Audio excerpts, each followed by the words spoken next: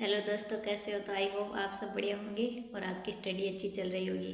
तो आज बात करेंगे हम एलडीसी की। जो एलडीसी 2026 की एक अच्छी वैकेंसी आई हुई है, उसमें सीट भी कुल बहुत ज़्यादा है। 10,644 सीट है आपको ना, उसमें 10,644 सीटों पे है। और ये एलडीसी वाली भर्ती जिसकी सीटी 10+2 की हुई है, वही बच्चे इसका फॉर्म भर सकते हैं। यानी ग्रेजुएशन वाली सीटी दी थी ना, वो बच्चे इसका फॉर्म नहीं भर सकते।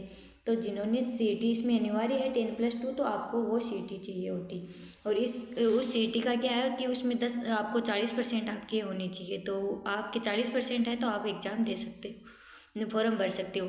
और एक तो आपको सीटी होनी चाहिए, एक आपका आरकेसीएल किया हुआ होना चाहिए। यानी कि जो कंप्यूटर वाला डिप्लोमा होता है ना, वो अनिवार्य है इसमें एलडीसी में। और इसमें क्या है कि इसमें 10,644 तो पोस्ट आई हुई हैं। और सीटी बता दिया, और आरकेसीएल होना चाहिए, एज आपकी 18 से 40 होनी चाहिए। ये सब आपको पहले फॉर्म भरने के लिए क्या क्या चाहिए वो होंगे। अब देखो, इसमें आवेदन स्टार्ट हो गए हैं 15 जनवरी से और 13 फरवरी तक हैं। तो आप जो भी इसकी प्रिपरेशन कर रहे हैं वो 15 जनवरी से लेकर के 13 फरवरी के बीच में अपना फॉर्म सबमिट कर सकते हैं ई-मित्र से। और इसकी एग्ज़ाम कब होगी? एग्ज़ाम होगी 5 से 6 जुलाई 2026। यानी आपके पास है जनवरी, ये जनवरी तो गई मान लो, फरवरी, मार्च, अप्रैल, मई, जून, जुलाई, 5-6 महीने हैं। और एलडीसी के अंदर दो पेपर होते हैं, एक टाइपिंग टेस्ट होता है। तो 2 पेपर में क्या आता है कि हिंदी आती है, इंग्लिश आती है, साइंस आती है, मैथ आती है और जीके आता है। तो जो रीट की 3rd ग्रेड की साइंस मैथ से तैयारी कर रहे थे ना, उन बच्चों के लिए तो बहुत अच्छा मौका है। क्योंकि एलडीसी उनका तो लगभग सिलेबस एलडीसी में बस हिंदी इंग्लिश ही तो अलग से पढ़नी पड़ेगी। मैथ है, रीजनिंग है, मैथ है, साइंस है, जीके, ये तो जो पहले से वो पढ़ रहे थे वही है। तो इसलिए साइंस वालों के तो फ़ायदा ही है, वो तो अब एलडीसी की तैयारी करना स्टार्ट ही कर दीजिए अच्छे से।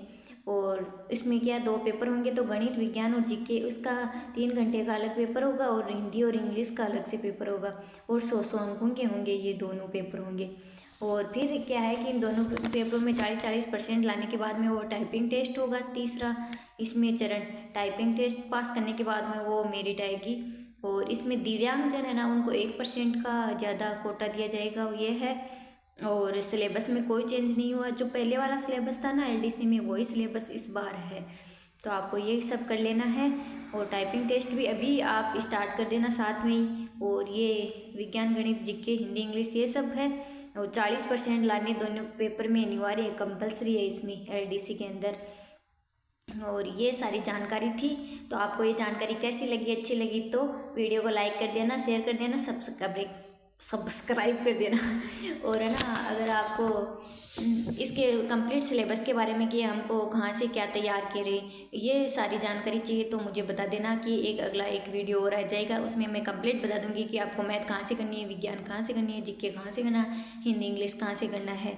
और जीके तो क्या है, आपको जो 9th-10th की बुक है ना वो, अब देखो, हाँ आपको मैं एक बात बताती हूँ। अभी रीट में हमारे क्वेश्चन आए थे ना क्रम वाइज से, वो क्रम वाइज से क्वेश्चन कहाँ से आए थे? जो 10th क्लास की बुक थी ना, उसमें जो क्रम वाइज से दिए हुए थे सारे के सारे, उनकी सन याद करने की ज़रूरत ही नहीं थी। अब जगत सिंह है, जगत सिंह के बाद में कोमल कोटेरी पहले था, जगत सिंह दूसरे पेज में था, उसके नीचे वो भटवाला था। तो ऐसे जो वो किताब पढ़ रहा था उसके ऐसे ही याद रह जाएगा कि हमने पहले गोगोजी पढ़ा था, गोगोजी के नीचे तेजोजी था, तेजोजी के नीचे ये था। तो ऐसे मैंने तो वो क्वेश्चन किए थे। अब देखो कैसे सही होते हैं नहीं होते, वो मैंने मिलाया नहीं, तो आपको फिर बताऊंगी। और ठीक है, बाय।